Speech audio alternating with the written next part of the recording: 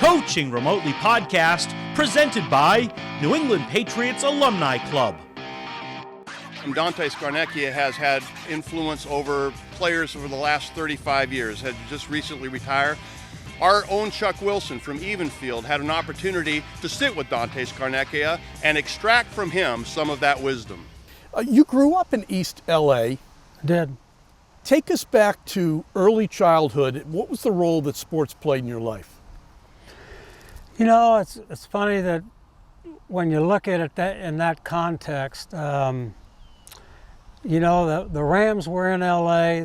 We were just talking about the Dodgers weren't when I was growing up. When I got into, you know, just before junior high school, they moved out there. But I gravitated towards football. My dad loved Notre Dame, and so I watched a lot of college football with him on black and white TV. And I would say that, you know, for me personally, there wasn't a day that I didn't go down to, you know, half a block to the local elementary school and do something out there every day. We'd play whatever was in season. Yeah. It was football, it was baseball, basketball. You know, we just did it all and never let a day go by without going over there. It's what we did. It's what you had to do at that time, you know. What was that early experience like? For me, it was really good in a lot of ways.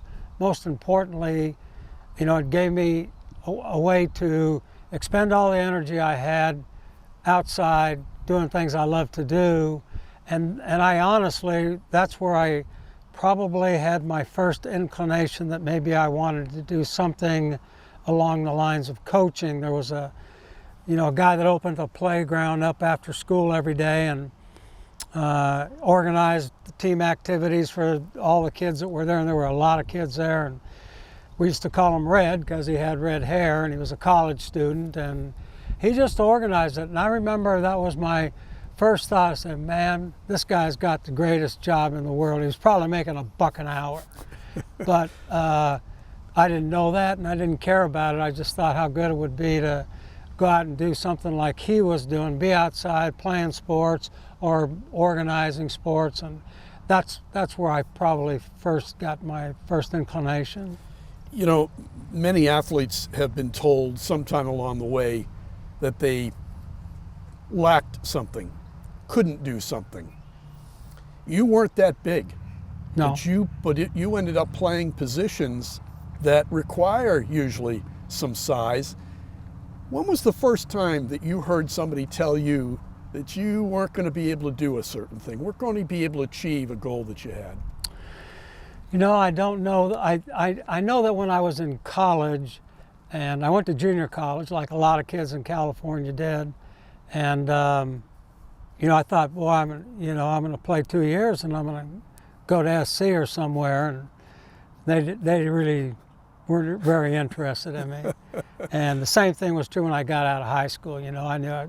So I mean, reality hit real fast for me, and I had a pretty good awareness that I was short and didn't weigh very much, and I was going to be a lineman, but none of that mattered to me. And when you first asked that question, I was thinking about what we do in the draft every year. And what we do in the draft every year is identify a lot of the negatives and kind of don't dwell as much on the positives as much as we do.